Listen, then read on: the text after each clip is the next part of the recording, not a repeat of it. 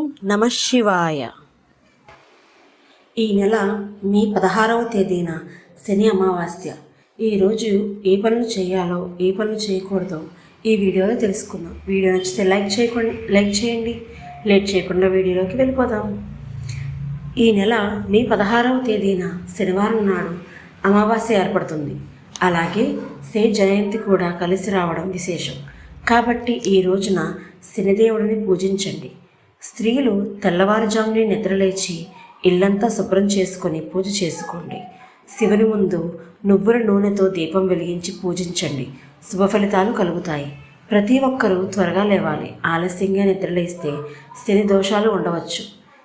జయంతితో అమావాస్య కూడా కలిసి వచ్చింది కాబట్టి నరదిష్టి పోవడానికి ప్రతి ఒక్కరూ కళ్ళ ఉప్పుతో దిష్టి తీయించుకోండి.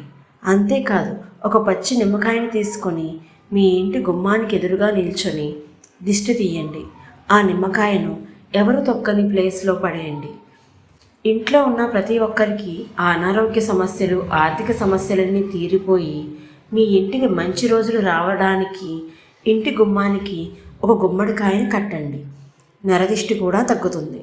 ఇంట్లో సంపద నిలకడగా ఉండడానికి, అనవసరపు ఖర్చులు తగ్గడానికి ఒక ఎర్రటి వస్త్రంలో ఉప్పును మూట కట్టి గుమ్మానికి వేలాడదీయండి.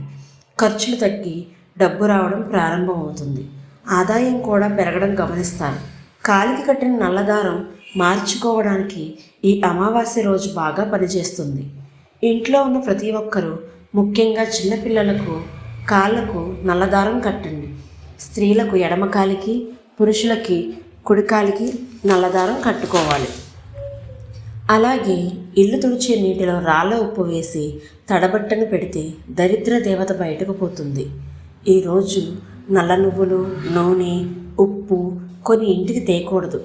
అమావాస్య రోజు కాబట్టి గోమాతకు అరటిపండ్లు తినిపించి నమస్కారం చేయండి. ముక్కోటి దేవతల అనుగ్రహం కలుగుతుంది.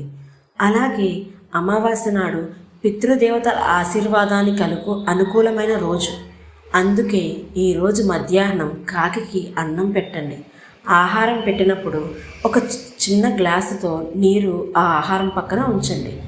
చనిపోయిన మీ పెద్దల పేరు మీద ఎవరికైనా పేదలకు ఆహారాన్ని దానం చేయండి. పితృదేవతల ఆశీర్వాదం లభిస్తుంది.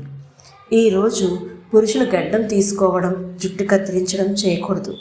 గోళ్లను కత్తిరించుకోకూడదు. శనిదేవుని అనుగ్రహం కలగడానికి మీ దగ్గరలో ఉన్న శివాలయానికి వెళ్ళండి. ఇంకా శివాలయంలో ఉన్న నవగ్రహాలకు 9 ప్రదక్షిణలు చేసి శనిదేవునికి నమస్కరించండి. జాతక దోషాలు తొలగి కోరిన కోరికలు నెరవేరుతాయి. అనారోగ్య సమస్యలతో బాధపడేవారు ఈరోజు శివాలయానికి వెళ్ళి ఆ శివయ్యకు అభిషేకం చేయండి. ఆరోగ్యం బాగుపడుతుంది. ఈరోజు శివాలయంలో నువ్వుల నూనెతో దీపం వెలిగిస్తే ఆరోగ్యాలు కలుగుతాయి. ఇంకా సాయంత్రం ప్రదోష వేళలో ఇంట్లో దీపారాధన చేసి గడపకు పసుపు రాసి కుంకుమ బొట్టు పెట్టి గుమ్మానికి 2 వైపులా దీపాలను వెలిగించండి. అమావాస్య రోజు ఇలా చేయడం వల్ల ఇంట్లో ఉన్న నెగిటివ్ ఎనర్జీ బయటకు పోయి ఇంటికి శుభం చేకూరుతుంది. అంతేకాదు, ఇంట్లో సాంబ్రాణి ధూపాన్ని వేయండి. ఇలా చేస్తే లక్ష్మీదేవి ఇంట్లోకి అడుగు పెడుతుంది. అలాగే మనకున్న కర్మదోషాలు తొలగి జీవితంలో శాంతి చేకూరాలంటే ఈ రోజున రావి చెట్టు కింద కొద్దిగా పంచదార, గోధుమ పిండిని కలిపి పెట్టండి. ఇలా చేయడం వల్ల జాతకంలో అదృష్టం పెరుగుతుంది. ఇక స్త్రీలు ఇంట్లో ఏడవకూడదు. ఈ విధమైన పరిహారాలు పాటించడం వల్ల మీ ఇంటికి శాంతి, సమాధానం చేకూరుతుంది.